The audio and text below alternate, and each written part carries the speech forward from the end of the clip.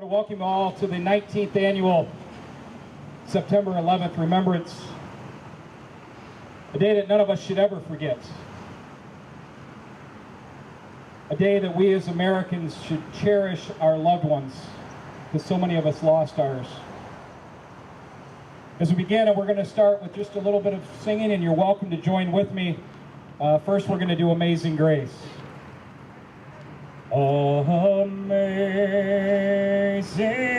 grace, how sweet the sound that saved a wretch like me.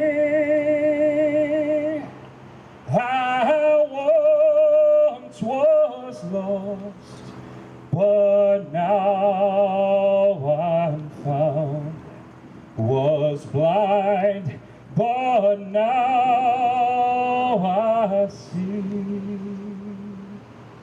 Through many dangers, toils, and snares, we have already come. 'Tis grace hath brought us safe thus far, and grace will lead us home. When we've been there 10,000 years, bright shining as the sun, with no less days to sing God's praise than when we first begun.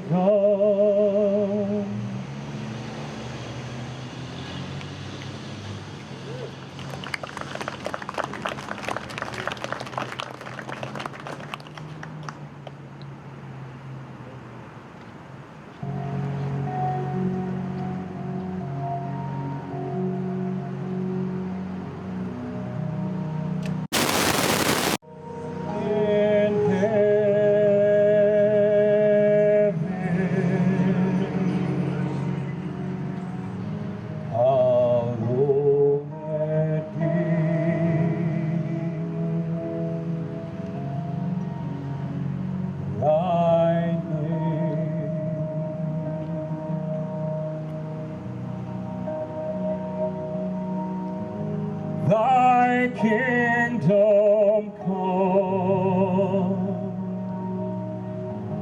thy will be done on earth as it is in heaven.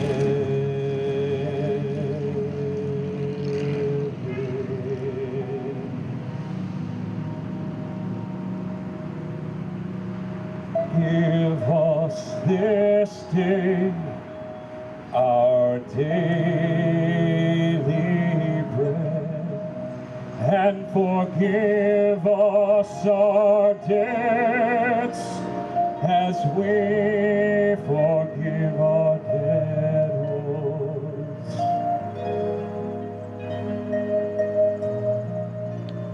And lead us not into temptation, but deliver us from evil. For thine is the kingdom, and the power, and the glory forever.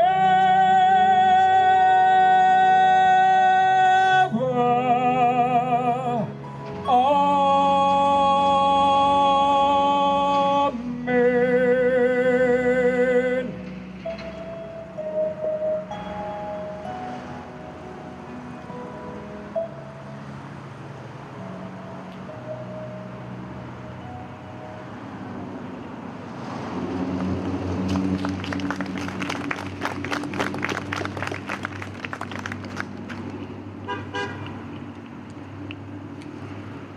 Evening, ladies and gentlemen. First of all, can everybody hear me okay? All right, well, welcome to Battle Creek's own 9/11 Courage ceremony. And what a great evening it is. What a great evening to be here together. We're here, it's a little more socially distant than what we're used to in years past, but we're here and we're all united with a common purpose to remember those events 19 years ago that changed so many lives. And of course, we're also here to celebrate the values of democracy, freedom, life, and liberty, which weathered the attack from our enemies on that day. So I hope you enjoyed our musical prelude by the terrific Jonathan Barnes. Jonathan and I were talking before the service here, and I know he's been doing this for many years, and we always appreciate his talent. So I'm Captain Andy Layton. I'm the Public Affairs Officer here at the 110th Wing, and also for the Michigan National Guard up in Lansing. And I will be your Master of Ceremonies for this evening's event. The theme of our ceremony this evening is 9/11 Courage. And what better topic here? Because there are so many scenes of courage that I'm sure we can all think back to and remember kind of being seared in our minds from that day. But what is courage, really? We'll hear many examples of personal courage this evening. But there are a couple of definitions that stand out that I just wanted to share. Ernest Hemingway defined it as grace under pressure. And then there's a great quote from Winston Churchill that said, "Success is not final, failure is not fatal. It is the courage to continue that counts." So I challenge you to put yourself in the place of these individuals that we will hear about tonight. I challenge you to think about what it must have taken for them to make the decision to respond to the challenges that they faced the way that they did when confronted. And now at this time, I would ask that, if able, you would please stand with us as we receive an invocation by the Honorable Brian K. Kirkham, followed by the Pledge of Allegiance, led by Mr. Dave Morgan of the Penfield Township Board, along with his daughter, as well as Larry Skelding and Tony Goodwin. Finally, Mr. Jonathan Barnes will perform our national anthem.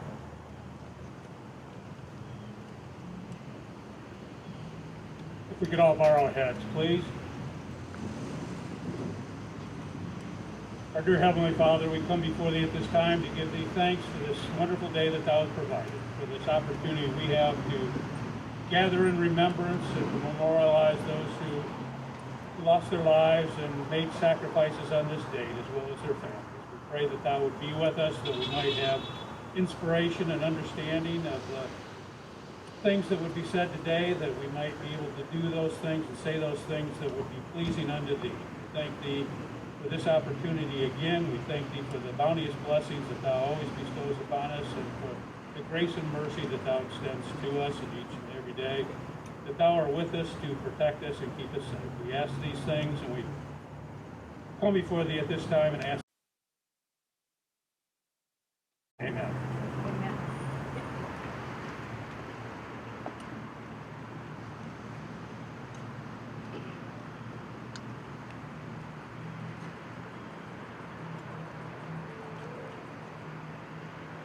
Well, if you'll face the flag, put your hand over your heart or salute if you'd like. I pledge allegiance to the flag of the United States of America and to the republic for which it stands, one nation, under God, indivisible, with liberty and justice for all.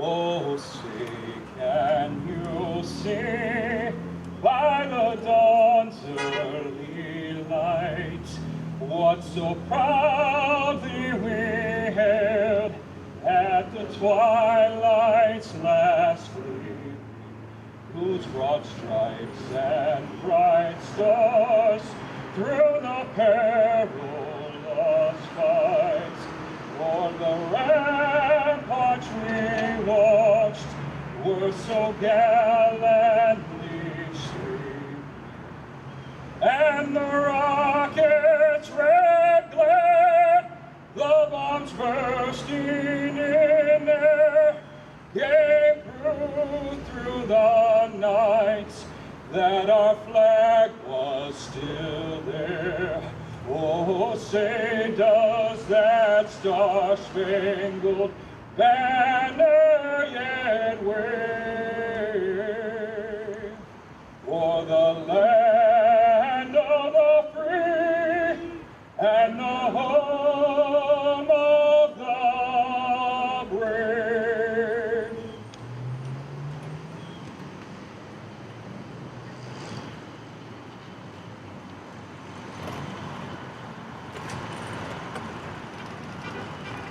Again, thank you for being with us this evening. For opening remarks, I'd like to introduce Commander Gordon H. Rosberg Jr., U.S. Navy Reserve retired. He's one of this event's key planners, and I'd just like to turn the podium over to him at this time.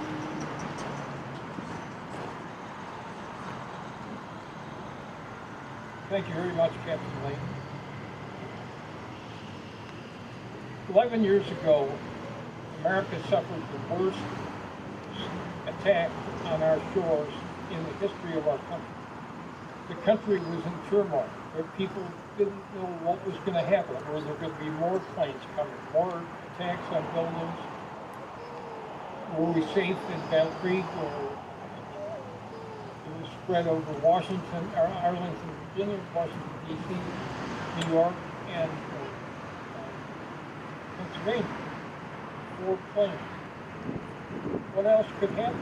Nobody knew. People were panicked on the TV coverage. They were watching scenes from New York where they had people running down the street to get out from under the collapsing World Trade Center buildings in complete panic, covered with ash. Thousands were killed. It was a horrible situation. So I came up with an idea that we needed to have a pep rally for Battle Creek to try to foster unity, to show us to stand tall and get ready to fight back. So we had a rally here, and we didn't have any speakers, we didn't have any chairs, we didn't have anything else. We just had, we went and scraped together as much patriotic music as we could find. The end of the performance was, we played a Kate Smith recording of God Bless America.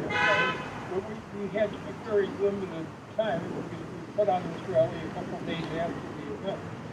And I bet we had 500 people here. They're all standing up. We had Colonel Siddell, who was the base commander for the 110th here in the crowd. We had, a bunch of people that really wanted to get some direction, and that helped mobilize the community to support actions by our government to go after the terrorists and carry on the fight. And this community was unique in having and kind of a rally.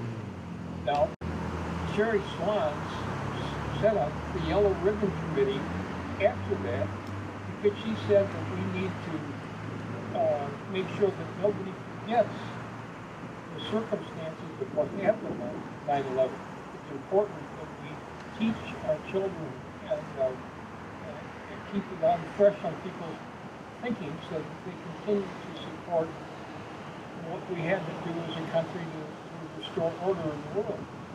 So she set up the Yellow Ribbon Committee, and she's had these ceremonies every year, and almost every time we get away with good weather. We've only had to go indoors one time, and that was still pretty well attended. I want to say that the theme for this year's event is courage, 9/11 courage. Now, first of all, I want to compliment each and every one here for having the courage to come out during the COVID-19 pandemic. You had to make a decision. Do I want to go there and take a risk of being exposed to that, or what? So many, everyone here decided that it was worthwhile to come down and participate in one of the few patriotic events in Battle Creek. So thank you very much, and I'm very delighted by the turnout. We had to worried because we weren't allowed to go over more than 100 people. So I'd say we have 99, wouldn't you? Okay. Now, when we talk about courage, there were so many acts of courage during 9/11.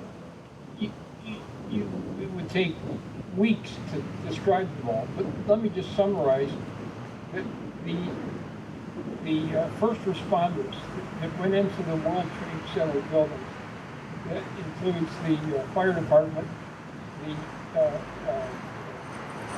rescue services, and the police, and they lost 400 people. So the idea is, and mainly firemen, they were so brave to go into a building that was going to, on the verge of collapse, and go up to the 100th floor to try to extract people to save their lives. It was just a wonderful thing. Now, the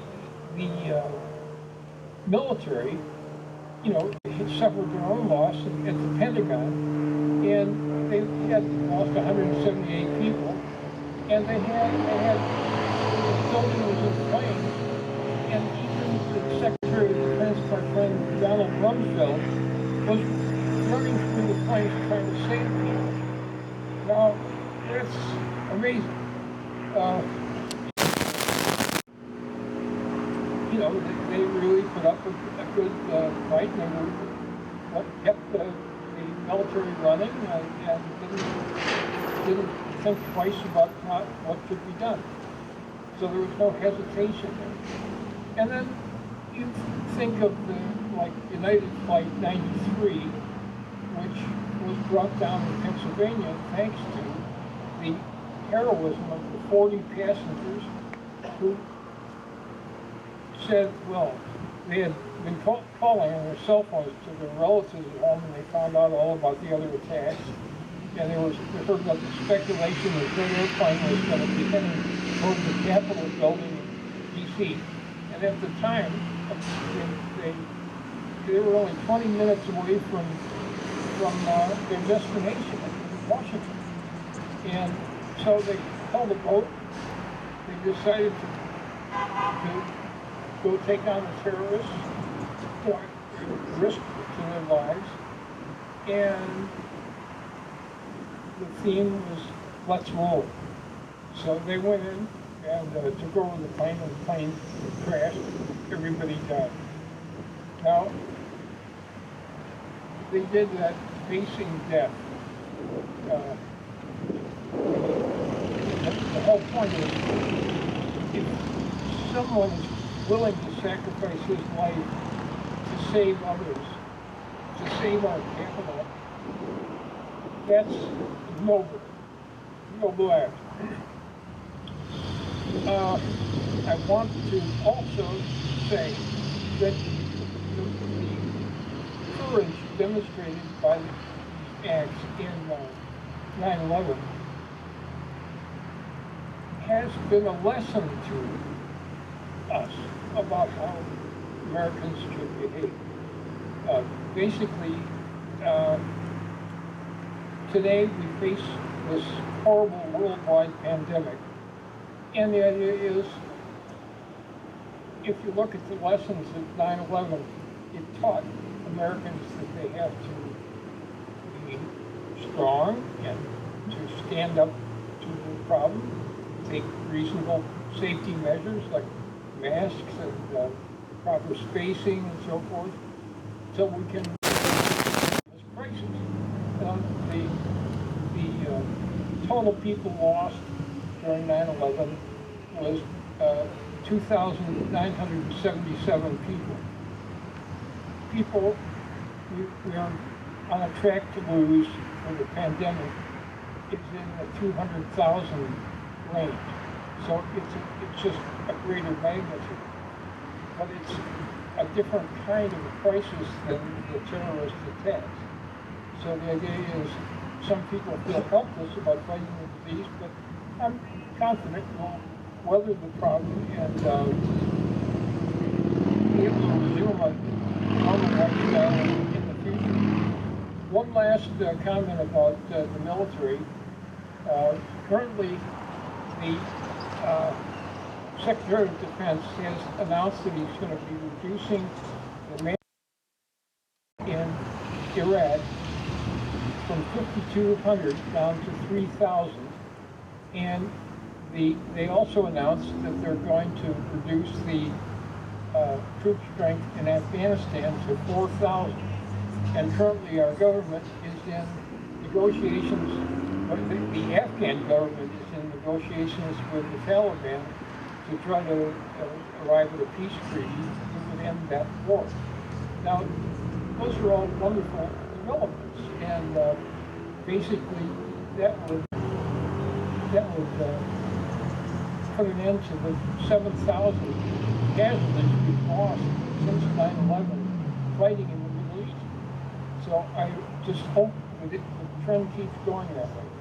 Now, the Yellow Ribbon Committee is based on, hanging a yellow ribbon on your old little tree when your loved one goes away, and then you take it down when he or she returns. That's the same way it's going to be with the Yellow Ribbon Committee at Sherry Foundry. Basically, when our troops are brought home, we're going to dissolve the Yellow Ribbon Committee. But I hope that other people will continue to put on recognition of 9/11 in perpetuity. So thank you very much for your attention. I hope I didn't talk too long, but I have a lot I wanted to tell you, and I say again that I appreciate you all being here today. Thank you.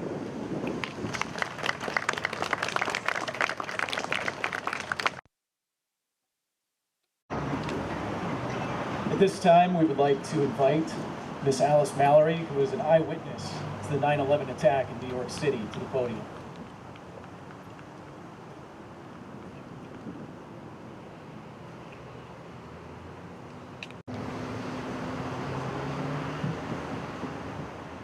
With summer on the wane, I get an anxious feeling. For many years I felt this way, for I know that another anniversary of sorts awaits me. The time before and the time after. The seasonal change sometimes ushers in severe weather. I'm filled with dread.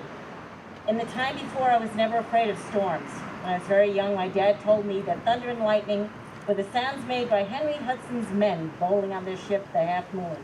With each crash of thunder or flash of lightning, I was comforted in thinking that some ancient sailor had made a strike, the pins tumbling around the wooden ship's deck, somewhere on a sea in heaven above. For nearly 19 years, I have lived in Michigan. A move that came after the trauma of a certain day in September, a day whose blue skies belied the horror to come. In my new life, I've learned to navigate differently. The pace is slower, the space is wider, and the people fewer. I've adjusted. I learned that storms in Michigan are different. They can show up in the middle of a sunny day. I've been used to hurricanes, blizzards, and those wild thunderstorms that pop up on blistering hot days in New York City. The air would feel charged with electricity. The sky would turn from white to pea green, then pitch black.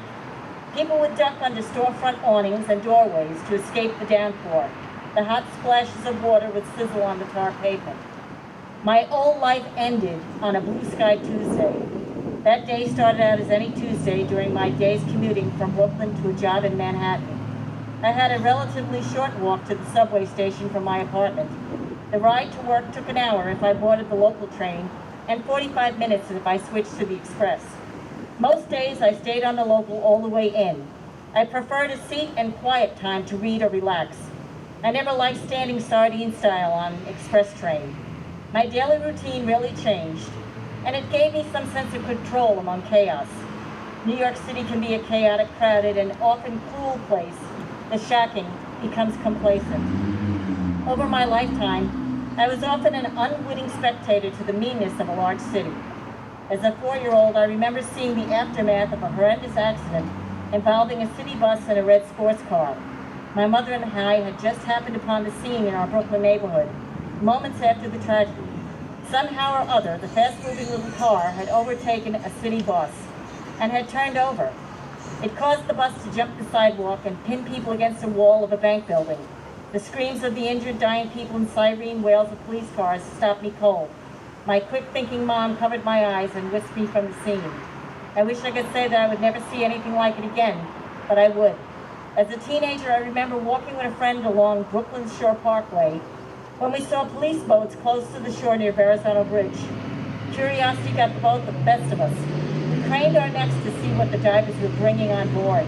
The grisly sight of a skeletonized floater was cure enough for being nosy. Before the magazine I worked for moved to a new skyscraper on Times Square, I would again confront a scene of mind-numbing cruelty. A man jumped to his death from the 10th floor of our office building and landed on the roof of an adjacent business. His body was left where it fell until the medical examiner could arrive. Gawkers started to crowd the fire escapes, with some of the truly ghoulish climbing down onto the roof with lunch bags in hand. As the Pink Floyd song goes on about being comfortably numb, I guess that's what I had become. Amidst the beauty of a sparkling blue sky, I would find myself in a storm of evil. On the morning of September 11, 2001, I arrived at my office on Times Square and started to read a newspaper. Just then a young mailroom clerk rushed in with news that a small plane had crashed into the World Trade Center. I looked out of the bank of windows facing downtown. Huge fireballs were exploding from the stricken building. My fellow co-workers started arriving. Someone turned on the conference room television just in time to see a second jet hit the neighboring tower. I ran down to the magazine's fact-checking department, where binoculars and a telescope were being used to take a closer look. The closer look was a scene of horror. People were standing in the narrow window ledges of a 100-plus story building. They were holding handkerchiefs and shirts to their soot-stained faces, their bodies silhouetted by intense flames. They started falling from windows. I decided to leave the office and go home. Out on the street, throngs of my fellow New Yorkers wondered about their next step. The trains and buses had stopped running, so I walked down to the Brooklyn Bridge. At the tip of Manhattan, the world was on fire, but in Midtown, some barely noticed. It had been an election day and the first day of school. Some Big Apple residents seemed more concerned about casting a vote or dropping off a child at school. If they only picked up their heads and cast an eye to the skyline. Excuse me, Mother.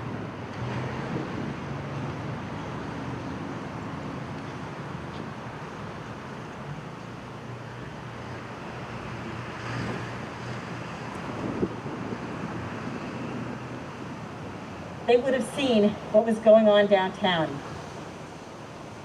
They too had become comfortably numb. As I walked down towards the Brooklyn Bridge with thousands of other people, I realized that the entrance was being cut off. There's so many people walking through the bridge and on the roadbed, and the police were trying to retain some sort of order by directing people out and emergency vehicles in. A voice in the crowd said to go towards the west side of Manhattan, as small boats were going to New Jersey. And if you walked well beyond the World Trade Center, you could reach the Staten Island ferry. The road to hell is paved with good intentions, and sometimes hastily given advice and directions are best not taken. A shower of ash was falling from overhead. The ground was littered with newspapers, shoes, paper coffee cups, and bloody bits of cloth. I stepped on a piece of debris, which was covered in light gray dirt. My mind tried to make sense of what it was. By the time I realized that it was a severed human hand still wearing a wristwatch, a policeman yelled in my face, "It's just a pigeon, lady, move." His next message to me was, "Run, now," as a tornado of swirling cement roared above my head. After what felt like an eternity in darkness, the dust cleared, and I continued my way home. By the time I had reached the Williamsburg Bridge this time, the other tower had fallen. Many miles and many hours later, I arrived exhausted at my apartment, covered in the cremains of office workers. Time is said to heal all wounds, but 19 years later, I still have nightmares. A dark cloud or a crack of thunder in the middle of a sunny Michigan day makes me uncomfortably numb in the time after.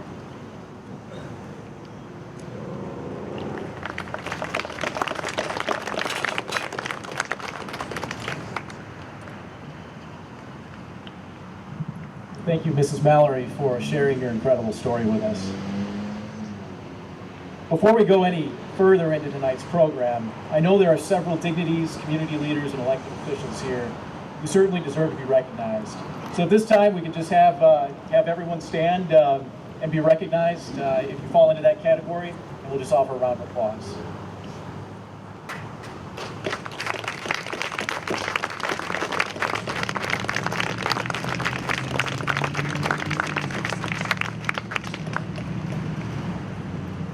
It's now a great honor to invite the Honorable Mark Benke to the podium. Mr. Benke is the presiding mayor of Battle Creek and is a longtime public servant of the community, first having been elected to the City Commission in 1991. Mayor Benke, the podium is yours. Good evening, neighbors. Thank you for participating in this memorial ceremony in remembrance of September 11, 2001 terrorist attack. Today we remember the beautiful people who lost their lives as well as the brave people who responded. As we remember them today, we face a different challenge and tragedy as people around the globe and in our own community lose their lives and their loved ones to COVID-19. Perhaps this year, more than ever before, we must fall back on the critical values of kindness and love for all people. I'm reminded of several quotes from Fred Rogers, who spent his entire life serving the needs of children. I think we can all use his advice whenever we struggle or feel a crisis. First, when I was a boy, I would see scary things in the news, and my mother would say to me, "Look for the helpers. You always find people who are helping each other." My friends, Battle Creek is full of helpers. Our first many responders, our nonprofit organizations, our neighbors. Look around. Find joy and peace in the people and groups working together to make our community great. We have wonderful new murals in our city, thanks to artists participating in this year's Color the Creek event. Artists are pouring their care onto blank walls and sidewalks, bringing life and light. They are helpers too. Mr. Rogers also said, "We live in a world which we need to share responsibility. It's easy to say, it's not my child, not my community, not my world, not my problem. There are those who see the need and respond. I consider those people my heroes." The young people in Battle Creek are our children, and this is our community. I hope you will keep that in mind as you go about your day, your week, and your life. Be a positive light in our community. Offer a smile to someone as you pass by. I know we are all learning to smile more with our eyes as we wear masks to protect our neighbors in the pandemic. Be a helper in our community. Maybe you can offer your time and volunteer with one of the amazing nonprofit agencies. Maybe you can support local businesses or serve on a board or committee using your skills and talents. Maybe the best way you can go about our community is to be kind. Kindness goes a long way, and it's something we all need now and always. I encourage you to be kind, to be a helper, as we continue to live in our Battle Creek community. Thank you very much, and the people of Battle Creek thank you too.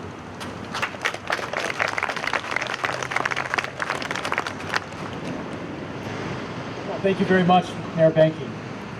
At this point, we will move into the first part of our three-part remembrance of the first responders to the 9/11 attacks.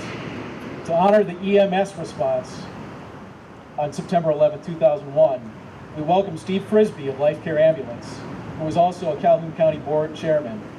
Joining him for the last alarm will be Fire Chief of Battle Creek, Brian E. Sturdivant, and Josh Hagan of the Battle Creek Fire Department.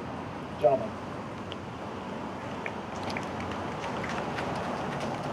Thank you, Sherry and Gordon, for once again organizing the 9/11 Remembrance Ceremony. The community applauds your dedication and efforts. This annual event has brought me to the podium many of these years since the ceremony began. I appreciate the opportunity to represent the Emergency Medical Services response to the September 11th attack and murder of innocent citizens brought upon us by terrorists. Over the years, I've spoken about Todd Beamer and his now infamous quote of "let's roll." Spoke about the surviving children and parents who perished in the New York Twin Towers, at the Pentagon, and in Washington, D.C., along with the folks in a field in Shanksville, Pennsylvania, with Todd Beamer and others who refused to go down without a fight. And I've asked you, would you fight? Many of you would. We've learned about the man with the red kerchief, Remy Crowder, the young equities trader, volunteer firefighter, and emergency medical technician who safely brought other people down from the 61st floor to safety twice before dying next to several New York City Fire Department personnel when a tower collapsed. Remy, since receiving a gift of his red handkerchief as a 6-year-old from his father, became his signature bandana from that point on. High school lacrosse, college lacrosse at Boston College, to his EMT firefighter training and responding with his red kerchief remained his signature style. Remy died in action, swiftly placing his red kerchief on his head and attempting many times, 3 times, to go upstairs, back up the stairs, and to serve others selflessly. The red kerchief was noted by several survivors who Remy assisted that day. Imagine the courage it took to climb those 61 flights 3 times in the midst of a raging fire, smoke, and panic. What would you do? Remy went to work and drew strength from that red kerchief. Imagine being the surviving parents of so many Remy Crowders that day. I've reminded you of the members of Congress singing God Bless America from the steps of the U.S. Capitol that evening, and how quickly we united as citizens, and yet how quickly we've strayed from that unity. I've recalled the 2,958 victims of September 11th, including 343 firefighters, ranging in age from 25 to 71. Most of the firefighters were also trained as emergency medical technicians. The 60 police officers, ranging in age from 26 to 63, and included NYPD's Mariah Ann Smith, who was posthumously named Glamour Magazine's Woman of the Year the following year. And 8 EMT paramedic personnel ranging in age from 18 to 50 from private EMS services. None rushed in thinking they would die. All woke up and went to work knowing that it's a possibility each and every day while protecting and serving citizens. Imagine the horrors experienced that day. The carnage would be horrific, and sights and sounds and smells that will forever haunt the minds of those who managed to survive. Pray for those who were murdered, and especially pray for those who survived and are still with us, especially the heroes that day. None wanting to be, they just wanted to do their jobs. They just wanted to survive another day of work. We give thanks to our soldiers who have given up the ultimate sacrifice, and to Gold Star families who have endured our grief. We have a very honorable Gold Star mother here tonight.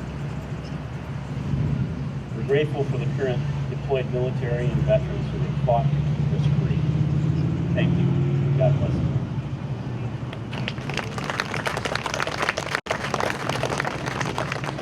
Good afternoon, everyone. My name is Brian Sturtevant, and I'm your fire chief here in the city of Battle Creek. The last alarm in the fire service it always signifies a line of duty death in the way we commemorate a member that has lost their life in service. Prior to our honor guard signaling the last alarm, I'd like to share a few thoughts. 19 years ago today, our country fell under attack. This attack was not carried out by uniformed soldiers flying foreign aircraft, but rather terrorists who blended into our society in hijacked commercial planes that carried innocent civilians. Furthermore, these terrorists flew into the World Trade Center and the Pentagon buildings, killing thousands of innocent people. Millions of people across the United States were affected in some way by this horrible event. And these terrorist groups see the hijackers as somehow heroic. They were cowards. Cowards who decided their plan of attack was to take over planes they thought would be occupied by frightened people, rather than people who were trying to fight them back. Yet those passengers did fight back, and they saved lives. 19 years ago today, our country rallied together in reaction to those events. As time goes by, and currently, it seems like people are again forgetting how to work together like brothers and sisters of one nation, but we rather fight as enemies across our divided country. We can be and are much stronger together. Let us never forget, honor the fallen, and those who risk their lives to save them. To the Fire Department of New York, 343 members, and to all who fought. As a public safety official, they remain always in our hearts. God bless you all, and God bless the United States of America. Thank you. Battle Creek Fire Department Honor Guard, please strike the last alarm.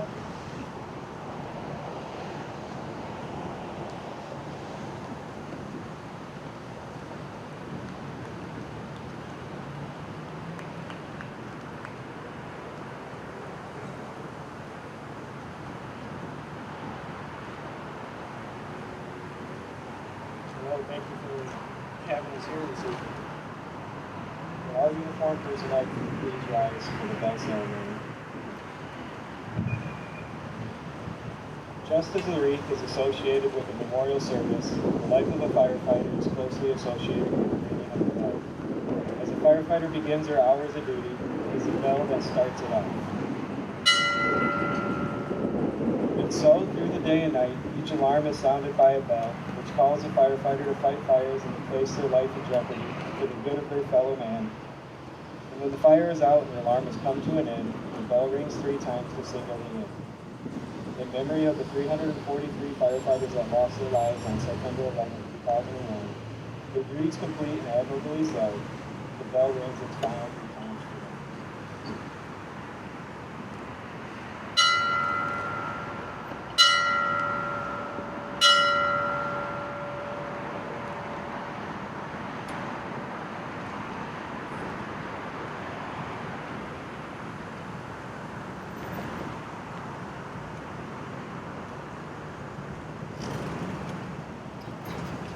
The second part of our remembrance is, of course, the law enforcement response. And we welcome Calhoun County Prosecutor David Gilbert and Calhoun County Sheriff Steve Hinckley to offer remarks at this time.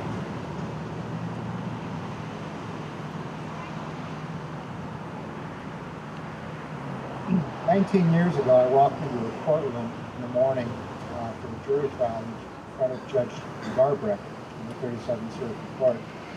I expected to see a jury. I expected to see witnesses. I expected to see a judge. And instead, I saw a TV set. Court had been canceled, obviously. Walked outside. First thing I noticed about the sky was that there was nothing in it. No contours, no planes. And that's something that was totally different then. It's totally different now. We don't see that. We haven't seen that since that day. The initial law enforcement reaction, as you heard, was police officers, fire personnel, EMTs were rushing into buildings trying to save people, and then they're ending up dying themselves. Things changed terribly that day, and as you look at the way things changed, you have to look at national security in a different way. Michael Chertoff was a former U.S. Secretary of Homeland Security, and he was an assistant U.S. Attorney General at the time of the attacks in 2001. He pointed out that these attacks highlighted something we hadn't recognized and which law had not adequately accounted for, and that we needed a new legal framework in order to combat this form of terrorism. We were in truly a legal dilemma. We needed to give law enforcement the tools to fight an enemy that we couldn't see. One question at the time was whether or not they were military combatants or terrorists. The fire chief has already answered that one. He was a terrorist, and they're criminals. We needed legal flexibility in the face of an enemy not likely to respond to a subpoena, at the same time upholding our Constitution. I think we succeeded in both. First, as we pointed out, as the chief pointed out, terrorists are criminals. They're cowards, and they're certainly not our friends. The United States started out changing laws and policies. The first primary law that we had was the U.S. Patriot Act of 2001. The United States government wasn't the only one passing laws. The state of Michigan, by March of 2002, had already enacted 30 anti-terrorist laws that have been used up to the present time in our state. We improved information sharing between law enforcement and other agencies, and improved law enforcement intelligence analysis. New initiatives and tools were made available to reduce threats to our security, not only from terrorists, but from organized crime and street gangs. Some people forget that terrorists aren't all foreigners. Some of them are homegrown. In fact, 70% of the terrorist acts that occur in our country occur at the hands of United States citizens. We learned how to gain more information from more sources. social media has expanded, adding a great deal of information. And law enforcement has changed since 2001. They're more sophisticated than they've ever been, and they're more in tune than they've ever been. We've seen a large number of publicly exposed terrorist plots against the United States being thwarted since that time. A large percentage of these jihadists are United States converts. Contrary to what some people think, it's not all about religion either. Radicalism comes from a lot of different sources. This isn't just a war on religion. It's a war about ideals and values. Make no mistake, though, our number one Homeland Security agent is the police officer on the street. They are the first ones to see the changes around them that may turn into a terrorist act. They work closely with the concerned public. Some call it community caretaking, others call it preemptive policing. To be sure, police duties have shifted to Homeland Security. They are the eyes and ears of public safety. They have the call to law enforcement response and hypervigilance to known but yet undetected threats to our community. Law enforcement officers are more than just first responders. They are responding before the crisis occurs, many times protecting life before it's even in danger. Hopefully we will continue giving them the tools they need to protect us. And of course, we will continue thanking them.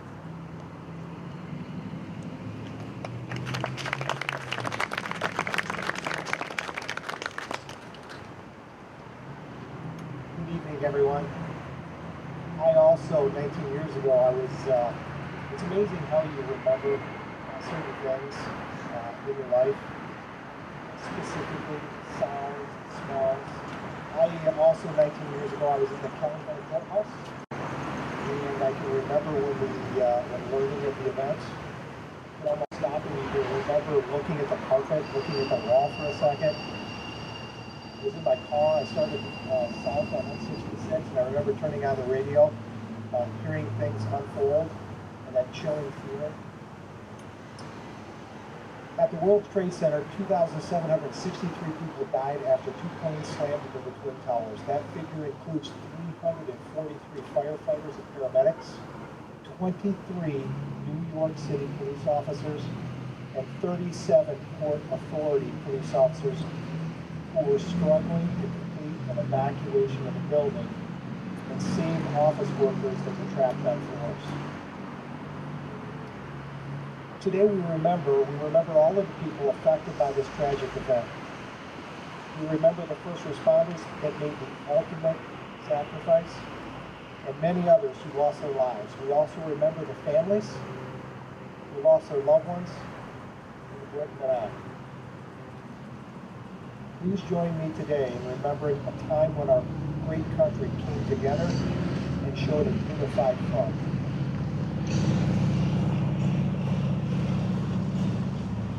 I'd like to end with a quote from Sandy Dow, the wife of Flight 93 pilot Jason Dow.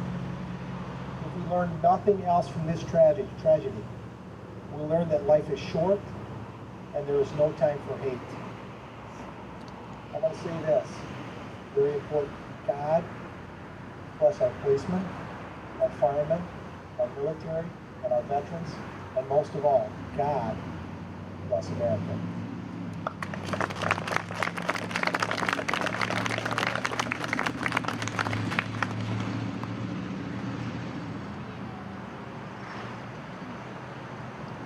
For over 100 years, since Fort Custer first sprouted up just outside of town here, where thousands of soldiers went into their basic training before service in World War I, Battle Creek has been a military town.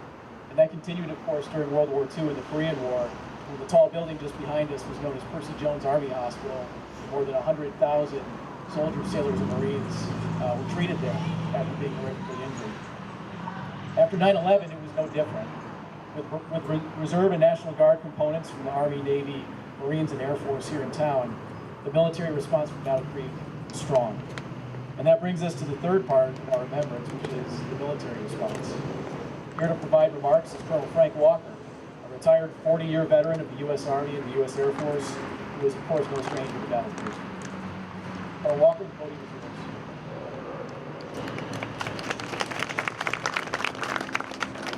Thank you, Andy. General Teth, honored guests, Gold Star families, Blue Star families, military members, veterans and their families, fellow Americans. Thank you for inviting me here today to speak about the military response on 9/11/2001. However, before I comment on our military response, afford me the opportunity to remember and honor all those who serve our great nation, is not only in the military, but in public safety, EMT, fire protection, and volunteers from all walks of life who unselfishly serve their fellow citizens, even sometimes at the expense of sacrificing their own lives. Every day, 365 days a year, 24/7, our public safety officers keep us safe and secure. They ensure we are a law-abiding nation and protect the rights of all citizens. We must never forget those who have lost their lives serving their communities and support the brave men and women who continue to serve us every day. To our fire protection personnel, those who again serve us 24/7, 365 days a year, trained and prepared to enter a burning building to save a life, even at the expense of their own. They provide a myriad of fire protection and life-saving programs. Today, like every day, we are grateful for your courage, service, and sacrifice to our community. To our EMT, first responders, first on scene, providing medical, safety, security, and a vast of other life-sustaining functions. Again, no store hours for you. You serve us 24/7, and we are very thankful and appreciative. Who knows how many lives you have saved? And I'd be remiss if I didn't mention a huge thank you to our health care providers that unselfishly give of themselves day after day, risking the health of themselves and their families during this war on COVID-19. We certainly consider all of our frontline workers heroes. Thank you. I suspect, like 9/11/2001, we will remember the significance of life-changing events we witnessed in year 2020. I'm often asked, why do you still have events remembering 9/11? I realize that no one attending high school today remembers what happened on 9/11/2001. But the families and the friends of those who perished that day do. And it's imperative as a nation we never forget them and their service and sacrifice to this nation. Today, we remember. Like any other attack upon our nation, the military responded within moments of getting the news. Two of our own Michigan F-16 Falcons from Selfridge Air National Guard Base were on training missions and were scrambled to respond even without arms. Higher commanders had briefly considered ordering them to fly straight south to use the unarmed fighter jets as shields to protect Chicago from a possible attack. However, they returned to Selfridge to be armed. Later that day, after arming, they were back in the skies again to fly the first combat-loaded patrol over Detroit. I personally remember as I was the 127th Logistics Readiness Squadron Commander, and within hours of the attack, I was sitting in a command post. And hundreds of citizen airmen were responding for duty at Selfridge as the 127th Wing began standing up a 24-hour alert duty to provide aerial cover for much of the Great Lake region. Thousands of other active service and reserve military personnel could articulate similar stories regarding their role to protect our homeland from further attacks. Our young men and women responded just as they did in both of the World Wars, in Vietnam, in the Korea, and a myriad of other conflicts around the world. Relentless and determined to defend our nation and the freedom of all Americans. We must not forget that the battle to stop terrorism still continues, as thousands of us have been deployed in the Middle East to track down the perpetrators of extremist violence and bringing them to justice. Many are still deployed and continuing the fight some 19 years later. On the evening of 11 September 2001, President George Bush delivered this message that I believe still applies today. And I quote, "This is the day when all Americans from every walk of life unite in our resolve for justice and peace. America has stood down enemies before, and we will do the same this time." None of us will ever forget this day, yet we go forward to defend freedom and all that is good and just in the world. We must and will not let our fellow citizens die in vain. We will not forget the sacrifices of our fallen heroes, those in public safety, first responders, search and rescue, everyday citizens risking their lives for others, as well as our military and all their families. We will continue to defend this great nation. Those who try to destroy our freedom and take the innocent lives of our citizens are not dealing with just any military, they're dealing with the United States of America's military. Yes, we responded, and if need arises, we'll respond again. That is what the brave men and women who serve our military have done for generations and will continue to do for many more. Guard and defend the United States of America and the freedom of all Americans. Sacrifices have been no greater than those of our Gold Star families. If anyone has a right to be bitter, it is those who paid the ultimate price for our freedom, sometimes with questions unanswered and for reasons unknown. They still stand side by side with the military and continue to be our strongest advocate. My message on military response is simple. One Gold Star family is one too many. But rest assured, the United States of America's mighty military will never stop responding to 9/11/2001 as long as there is terrorist threat or any threat to our citizens and our allies. Today is a day of remembrance. Rest assured, we will never forget the courage and sacrifice of all of those everyday Americans we consider our heroes. Ladies and gentlemen, please, God bless our first responders, our military veterans and their families, and God bless the greatest nation on earth, the United States of America. Thank you very much.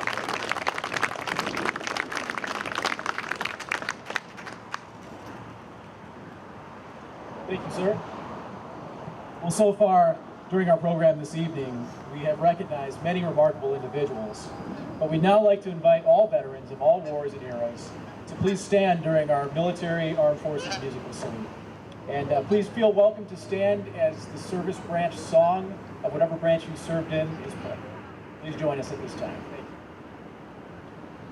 Thank you.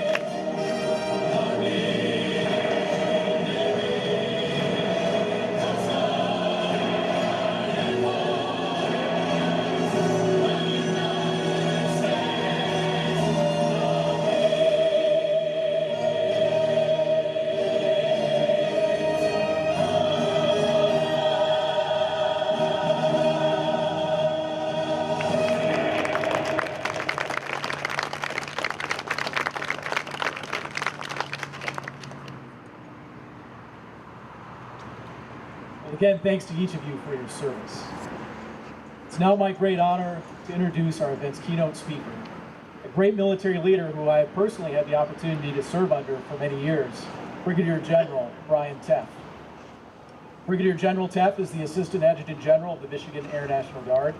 He is the Principal Advisor to the Adjutant General of the Michigan National Guard for all Michigan Air National Guard matters.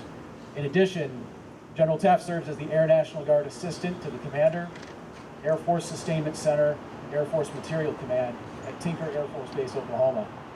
He is the Senior Air National Guard and Total Force Advisor for analytic total force assessments, policy oversight, and implementation. He balances National Guard equities in shaping multi-billion-dollar force structure, manpower, and acquisition programs. Today, General Teff commands 2,500 ready airmen here at Battle Creek Air National Guard Base, Selfridge Air National Guard Base, and Alpena Combat Readiness Training Center, encompassing and executing all-domain global operations, safeguarding the homeland, and supporting Michigan communities. General Teff received his commission in 1989 from the U.S. Air Force Academy, where he earned a Bachelor of Science degree in Operations Research. He then completed undergraduate pilot training at Columbus Air Force Base, Mississippi. Following pilot training, his first assignment was as a T-38 instructor pilot, followed by a transition to the A-10 Thunderbolt. General Teff joined the Michigan Air National Guard in 1998 and has served in a variety of leadership and command roles throughout the state. He participated in military operations as an A-10 and MQ-9 Reaper pilot, which include Operation Southern Watch, Operation Iraqi Freedom, Operation Enduring Freedom, Operation Freedom Sentinel, and Operation Inherent Resolve. Prior to his current assignment, General Teff was the wing commander of the 110th Wing right here in Battle Creek. General Teff is a command pilot with more than 3,600 hours, including more than 400 combat hours in the A-10, MQ-9, T-37, and T-38. His awards and decorations include, among many others, the Legion of Merit, the Distinguished Flying Cross, the Meritorious Service Medal with 2 oak leaf clusters, the Air Medal with 6 oak leaf clusters, and the Aerial Achievement Medal with 3 oak leaf clusters. Ladies and gentlemen, an experienced fighter pilot, a distinguished military leader, and a name known throughout Southwest Michigan, Brigadier General Brian Teff.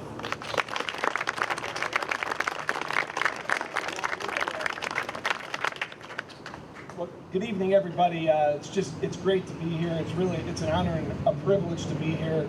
It's always great to be back in Battle Creek. Of course, I look around, I see a lot of familiar faces as I look through the audience, so it's always just an outstanding time to come back to Battle Creek.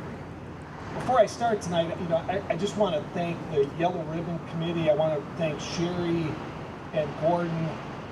During this global pandemic, what's the easy thing to do, right? The easy thing would have been to cancel this event, right? And that's for sure. But they put it on. They made this happen. I think this is the right thing to do, right? This is what we should be doing right now. This is what you've heard it from a lot of the speakers. This is what unifies Americans. This is what brings us together. There's a great quote by Winston Churchill that says, "Press on regardless." And it also happens to be the title of a book written by Captain Andy Layton, sitting right behind me.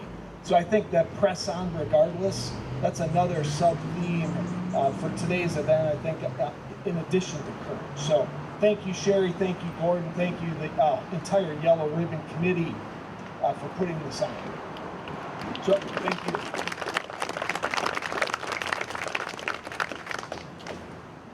With my remarks, it's really tough to follow all these distinguished speakers we had here tonight, and they're great stories.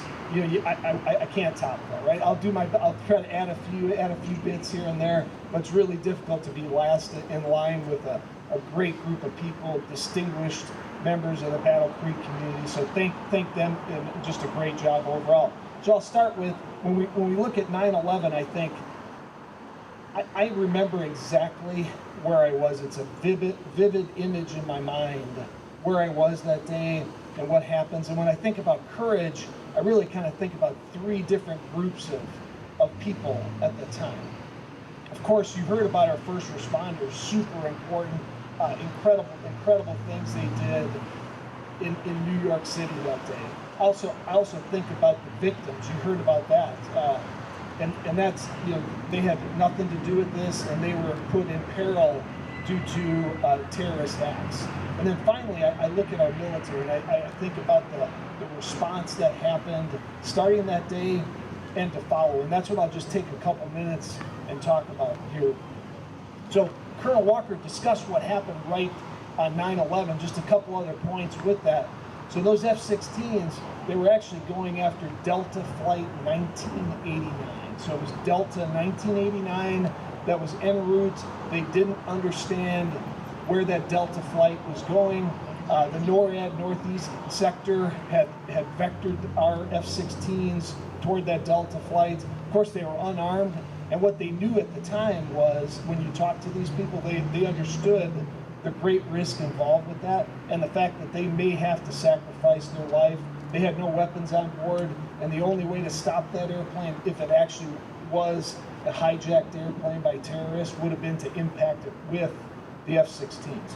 And there's a great quote from Colonel Robert Marr. He was the Northeast Sector Commander at the time. It's a kind of an interesting quote, but it makes sense and it resonates. And it says, there are times that you have to make sacrifices that you have to make. And I think that was appropriate, and that could have happened. That was real world. And then here in Battle Creek, there was a lot going on. At the time, for me, I was flying A-10s here part-time, and I was a United Airlines pilot. I flew the 757 and 767, and I had flown actually one of those airplanes that hit the World Trade Center a week earlier. So that exact tail number, it was a 757. I had flown from Newark to Los Angeles. And when I saw that happen, and we had that event happen, I called out to the guard unit, and I was a part-time A-10 pilot at the time. And we actually had A-10s on alert right here in Battle Creek. A lot of people didn't know that. So we actually alerted our A-10s. We had 2 A-10s coming back from the training airspace to the north. They landed, they alerted for a little bit, and then we stood up a full 24/7 command and control facility right here in Battle Creek right after 9/11.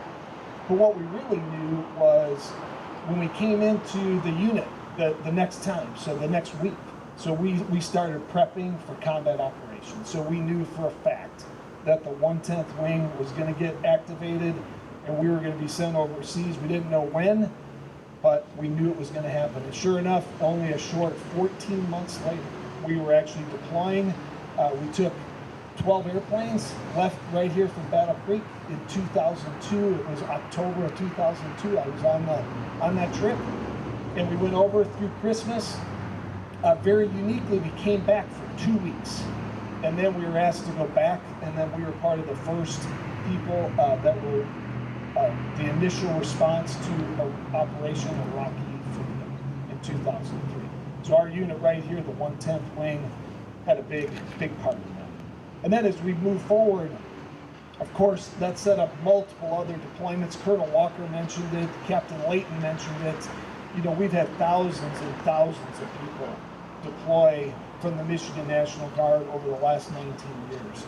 Currently, we have over 400 right now, today as we're speaking, deployed, and we should remember that we have a 24/7 combat operation flying the MQ-9 right out of the 110th Wing at Battle Creek, right there at the airport. That's a 24/7, 365 mission that never stops. We've been doing that since 2014. In my pocket, I carry a card that I move from uniform to uniform. And I know you can't see it from here, but this is 21 members of the Michigan National Guard.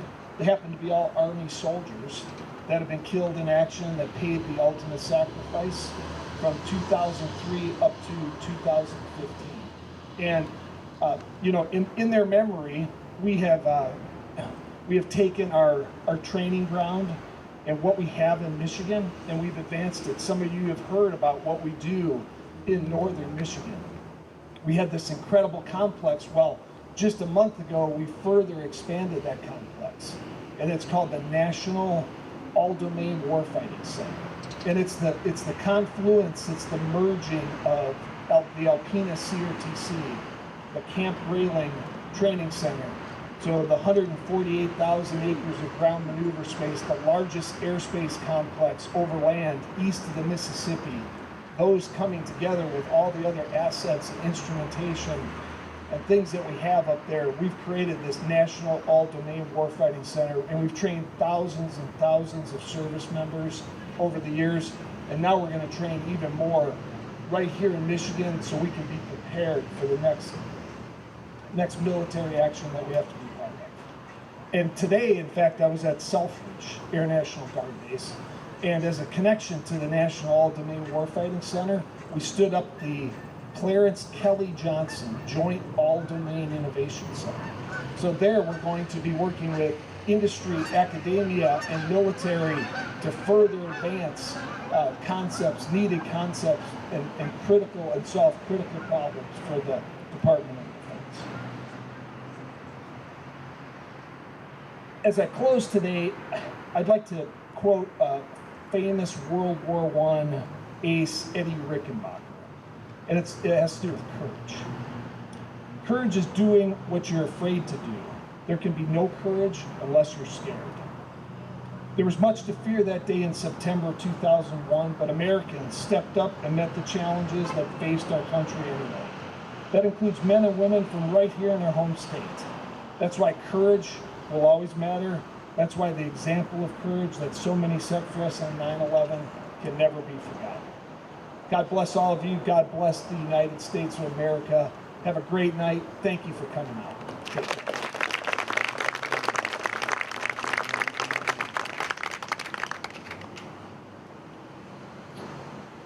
General Teff, thank you for those inspiring words. We'd now like to take a moment to recognize two longtime friends of the Southwest Michigan military community. And those are Brigadier General retired Robert Seacrest and Master Sergeant retired Phil Savage. Unfortunately, neither one of these gentlemen could be with us, but we really want to take a moment to emphasize their long and distinguished service in uniform, and in addition to that, the friendship that these gentlemen have extended as tireless advocates in our community for veterans and also for those currently serving. State Senator John Bison is here to offer a tribute to them this evening, and accepting on their behalf will be Aaron Edelson and Steve Frisbee.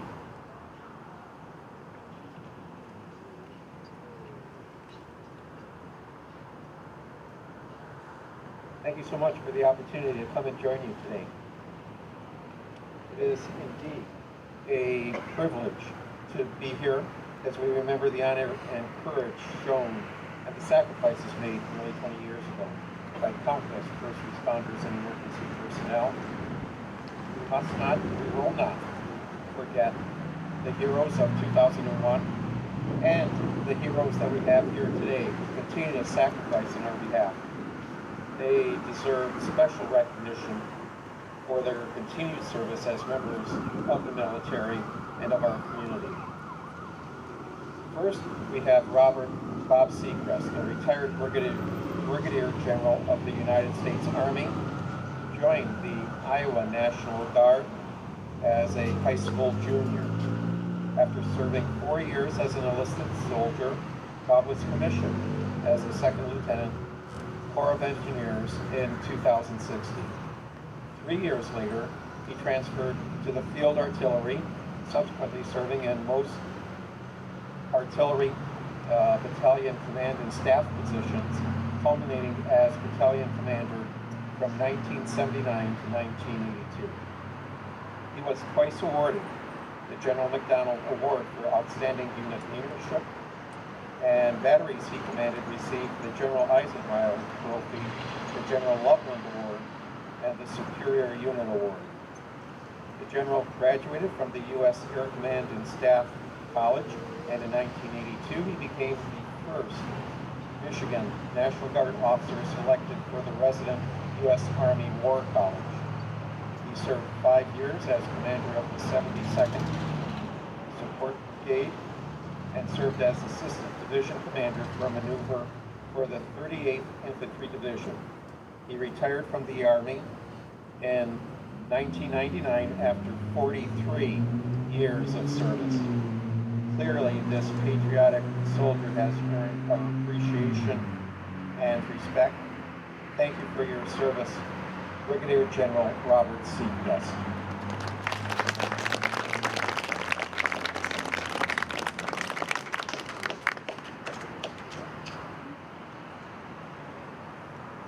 Phil Savage is a retired Master Sergeant, police commander, demonstrated exceptional leadership in the U.S. Air Force. In every endeavor, he displayed the traits we hope to find in members of the military. Indeed, he willingly made the sacrifices necessary to keep our country strong and free. Phil is affectionately known as Mr. Military of Calhoun County because of his accessibility and willingness to help veterans. Sound judgment, loyalty, and a penchant for hard work are a few of the qualities that Phil has brought to Calhoun County. We are proud to join with the community in saluting his successful career. I don't have to tell you what to do when you hear this song, so please stand and join me.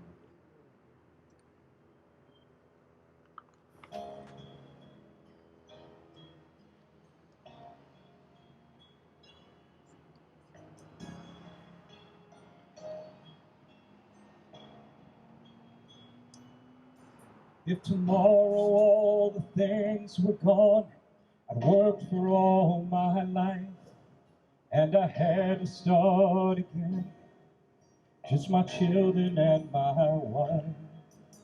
I thank my lucky stars to be living here today, 'cause these flags still stand for freedom, and they can't take that away. And I'm proud to be an American, where at least I know I'm free. And I won't forget the ones who died, who gave that right to me. And I gladly stand up next to you and defend her still today. 'Cause there ain't no doubt I love this land. God bless the USA.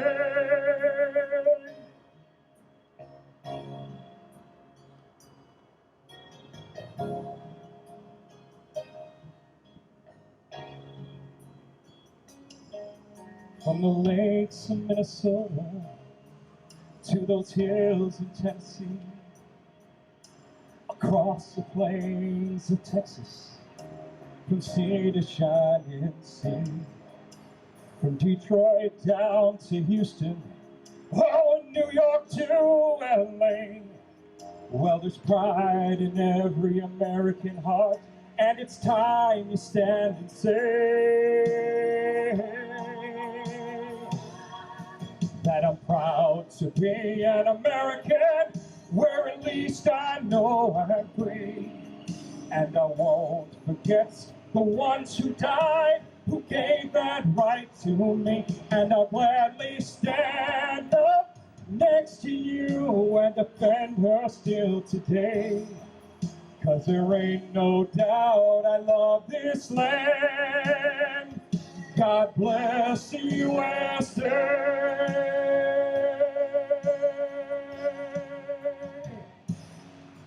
And I'm proud to be an American, where at least I know I'm free. And I won't forget the ones who died, who gave that right to me. And I'll gladly stand up next to you and defend her still today. 'Cause there ain't no doubt we love this land. God bless the USA.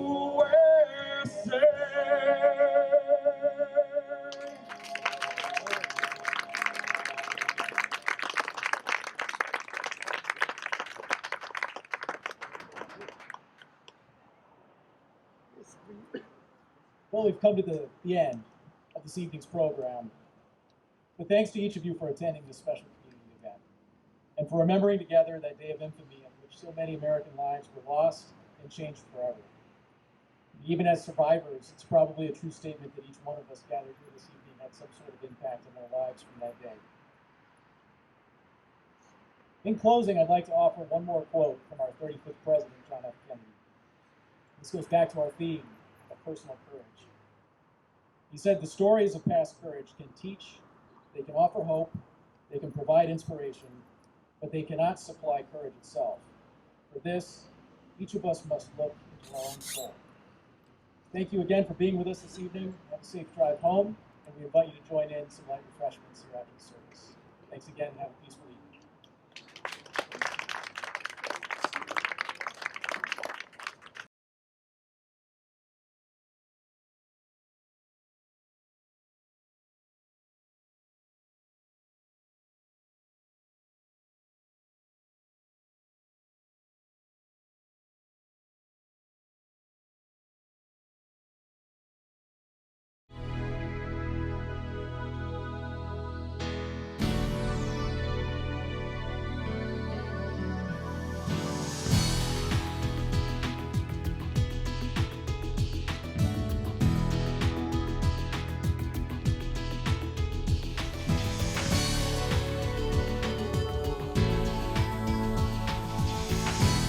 AccessVision, your voice, your community.